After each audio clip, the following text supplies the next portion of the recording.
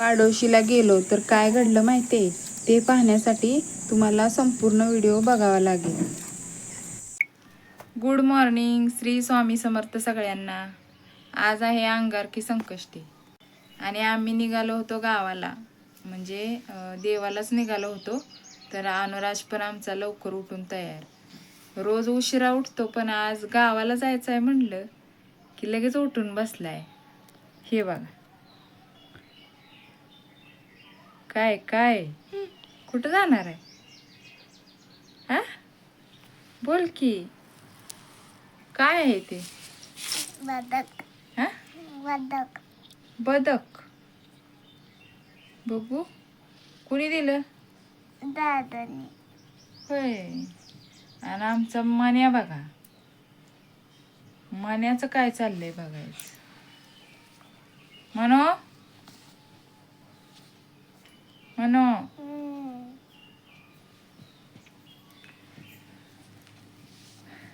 दरवर्षीप्रमाणे यंदाही मी बहिणीच्या गाडीतूनच निघाले होते पाडोशीला, कारण तिचे पण नारळ द्यायचे असतात. मग उन्हाळ्याच्या सुट्टीत आल्यानंतर ती जाते, मग तिच्याबरोबर मी पण जाते. आणि इकडं बघा, अनुराजला गाडी काय सूट होत नाही म्हणून तो झोपलेला डोळे बंद करून.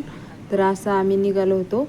पाडोशी गाव हे चापळच्या पुढे, म्हणजे काहींना माहिती पण नाही की ते पाडोशी गाव. आम्ही लहान असताना तर रस्ता खराब होता, त्यामुळं खडखड खडखड, आणि त्यावेळेला आम्ही टेम्पोतून जायचो यात्रेच्या वेळेस. मग यात्रेला आता काय जाणं होत नाही, त्यामुळं मग असं उन्हाळ्यातच जाऊन आम्ही नारळ देतो. तर आलो पाडोशी गाव, इथे आम्ही उतरलो. आम्ही मंदिराजवळ गेलो होतो. तिथे पोचताच एक वेगळी शांतता जाणवली. भोवतीचा निसर्ग, पक्ष्यांचा आवाज आणि मनाला शांत करणारे वातावरण. क्षणभर सगळा गोंधळ विसरून फक्त त्या ठिकाणाचा आनंद घेत बसलो. खरंच अशा ठिकाणी गेलं की मन अगदी हलकं होतं. हे मंदिर म्हणजे गावातच आहे, पण सभोवताली संपूर्ण डोंगर आहे. तर हे वाघनाथ मंदिर आहे बघा, म्हणजे वाघोबा मंदिर पण म्हणतात. आम्ही तर वाघोबाच म्हणतो. मग इथे आलो. पहिल्यांदा इथं आता नारळ फोडायचा होता. मग वाघोबाचं इथं दर्शन घेतलं आणि नंतर नारळ फोडला. रातचं तर माझ्याकडेच लक्ष होतं, मम्मा येते का पाठीमागच थांबल्या म्हणून. मग असं देवाला गुलाल ही लावून घेतला, म्हणजे दरवाजा बंदच होता, त्यामुळं बाहेरूनच आम्हाला लावावं लागलं. मग असं इथं देवाची पूजा केली आणि नंतर मग नारळ फोडून आम्ही सगळीच बाहेर आलो. मंदिराच्या पाठीमागच्या साईडला 5 पावली म्हणतात, म्हणजे डोंगरातच दुसऱ्या देवाचं मंदिर आहे, पण तिथे काय जाऊ शकत नाही कारण खूप ऊन पण झालेलं आहे. आणि यात्रेच्या वेळेस सर्व माणसं असतात, पण आता काय माणसं नसणार, त्यामुळं मग आम्ही कुठं जायचं म्हणून आम्ही इथंच वाघोबा मंदिराच्या पाठीमागच 5 पावली नारळ देतो. तर इथं आम्ही मग पाठीमागं निघालो होतो. अनुराजला पायाला टोचत होतं म्हणून म्हणत होता चप्पल का घालायची नाही. मग त्याला असं हळूहळू नेलं. इकडं बघा, डोंगराच्या वरती पवनचक्की आहेत. मग दाजी नारळ फोडत होते, तोपर्यंत आम्ही इथं गप्पा मारत बसलो होतो.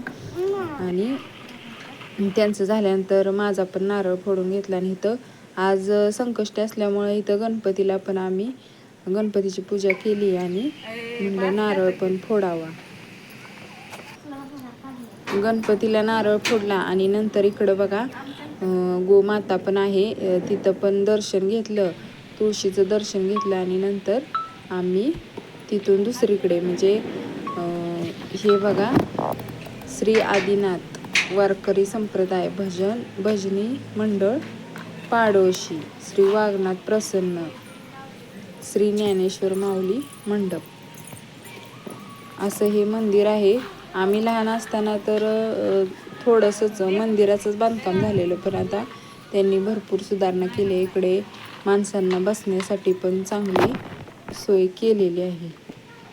तर इकडं पण यात्रा भरते. मग इथं पिंपळाचं झाड आहे आणि इथून खाली आल्यानंतर एका साईडला लक्ष्मीचं मंदिर आहे, हे मारुतीचं मंदिर, आणि त्याच्या पलीकडं गोमाता. इथे गेल्यानंतर व्हिडिओ करावाच वाटतो, कारण व्हिडिओ केल्यानंतर तो व्हिडिओ बघितल्यावर जरा मनाला पण समाधान वाटतं. आणि इकडं बघा हे लक्ष्मीचं मंदिर आहे. मग हे नवीनच झालेलं आहे. मग तिथं पण आम्ही दर्शन घेतलं आणि इकडं आलो निनाई देवीला नारळ देण्यासाठी. ही देवी पण डोंगरात असल्यामुळं इथं पण आम्ही खालच्या साईडलाच, म्हणजे डोंगराच्या मधोमध देवीचं मंदिर आहे, त्यामुळं आम्ही तिकडं नाही गेलो. मग इथंच 5 पावली नारळ देत होतो. तर इकडं कुत्रं त्या शेजारच्या घरातलं पळतच आलं. अनुराज घाबरला होता. नंतर आम्ही असं निघालो घराच्या दिशेने. कुठे दाट सावली दिसते का, म्हणजे आंब्याचं झाड कुठं दिसते का, याच्याकडं आमचं लक्ष होतं. पण झाड काय आम्हाला लवकर दिसलंच नाही. मग असं आम्ही पुढं निघालोच होतो.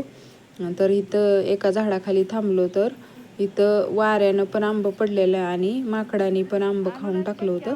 तर इथं चाललं होतं बघा आमचं आंबं गोळा करायचं. मग एवढं सारं आंबं, नंतर हे आंबं गाडीत ठेवलं आणि आम्ही निघालो घरी. तर असा होता माझा आजचा दिवस. व्हिडिओ आवडला असेल तर व्हिडिओला नक्की लाईक करा आणि चॅनलवर जर नवीन असाल तर सबस्क्राईब करायला विसरू नका. इंस्टाग्रामच्या पण पेजला फॉलो करा. धन्यवाद.